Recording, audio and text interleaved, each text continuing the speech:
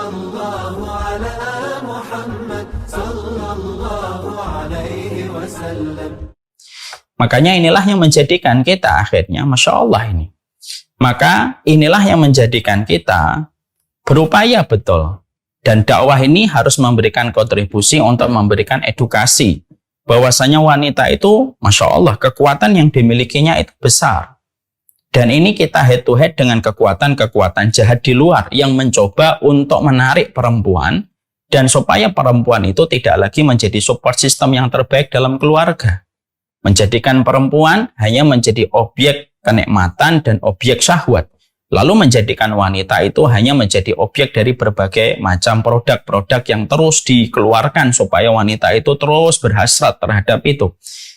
Inilah yang menjadikan dakwah itu harus memberi edukasi.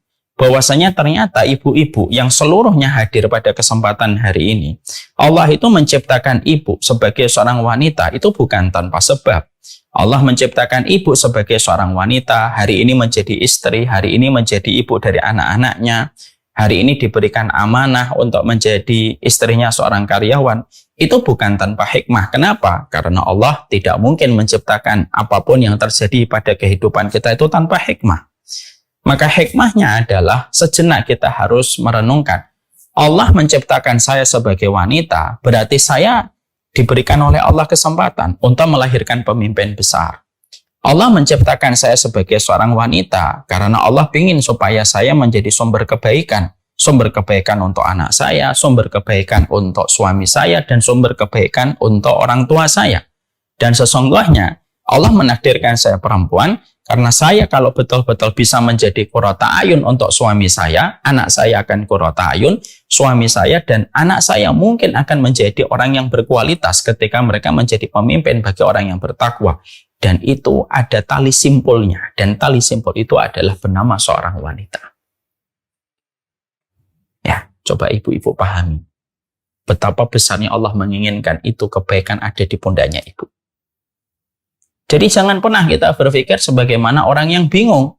Ada perempuan berpikir pengen jadi laki-laki, menjadi transgender. Itu pada dasarnya karena dia tidak paham fitrah besar. Ada perempuan yang tidak pengen punya anak free child karena dia tidak tahu bahwasanya fitrahnya itu ketika dia menanggung satu beban amanah itu akan memberikan kepadanya sebuah kebaikan besar. Kenapa? Anak itu amanah, tapi amanah itu akan memberikan kepada kamu sebuah kesyukuran dan sukacita. Kalau seorang wanita sudah paham bahwasanya maksudnya Allah menciptakan engkau dengan semua penjabaran yang tadi disampaikan oleh Allah dan Rasul-Nya, maka disitulah kita paham. Allah ciptakan memang perempuan dari tulang rusuk, tapi tulangnya seorang wanita terkadang lebih tegar dan lebih kuat daripada tulangnya seorang laki-laki. Makanya akhirnya kita mendapati kan bagaimana perempuan mereka mampu menghadapi rasa sakit yang paling sakit ketika melahirkan.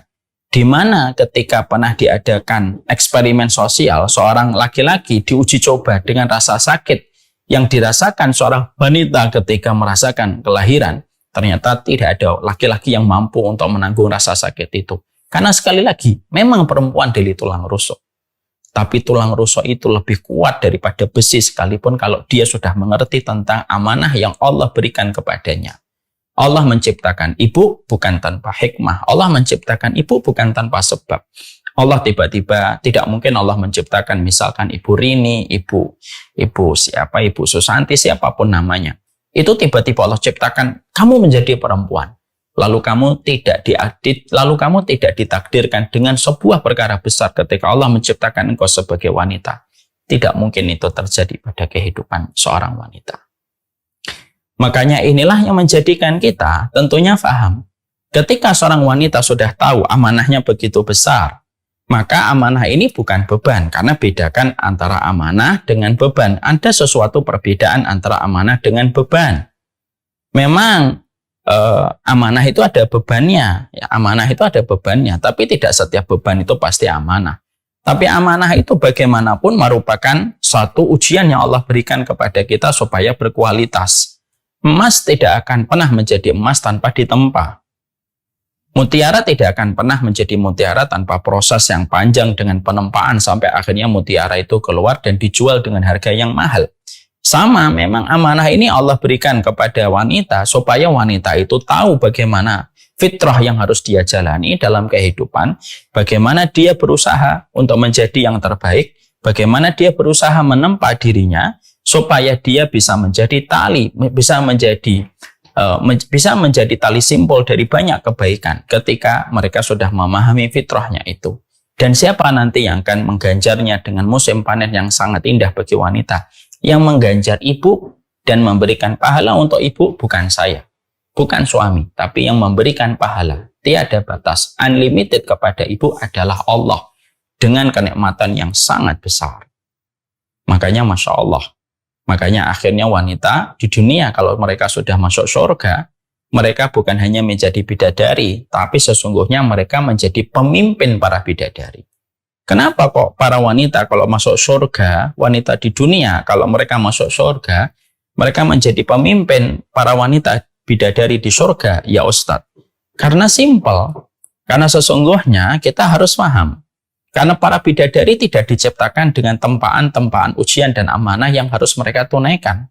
Para bidadari tidak pernah melahirkan, tidak pernah sakitnya menyusui, tidak pernah mengerti bagaimana rasanya ketika seorang anak menggigit dirinya ketika sedang anak itu menyusui, tidak mengetahui bagaimana darah nifas, tidak mengetahui bagaimana dia harus berjibaku dengan seluruh ujian perasaan yang ada di dalam hatinya, air mata yang tumpah, kesedihan yang pernah dirasakan.